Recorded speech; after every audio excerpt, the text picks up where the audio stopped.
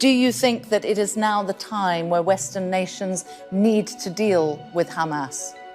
Well, I think it's about time for the Western nations to stop the unconditional support, both moral and financial, and in fact political, to Israel. The issue, once again, it's not about Hamas. This reductionist approach of reducing the struggle of the Palestinian people since 1948 to only Hamas is very problematic. Hamas was only founded in 1984. There were decades of suffering before Hamas ever existed.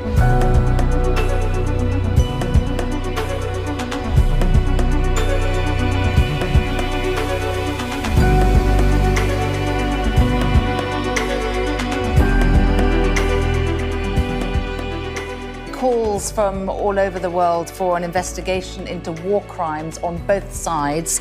The United States says any war crimes investigation will imperil the ceasefire. What do you think? I don't think this is accurate, Samantha. What the Human Rights Commissioner said was that the aggression from the side of Israel could amount to war crimes. She didn't say the same about the attacks from the side of Gaza, basically. So once again, we're not talking about two sides. We're talking about a nuclear state with one of the strongest armies globally and stateless people who have been suffering for decades. Samantha, those kids were killed, basically, from the side of the Palestinians. Those are not Hamas, and not only, by the way, the Palestinians. Do you remember Rachel Corrie, the American activist, who was killed by the Israelis in 2003?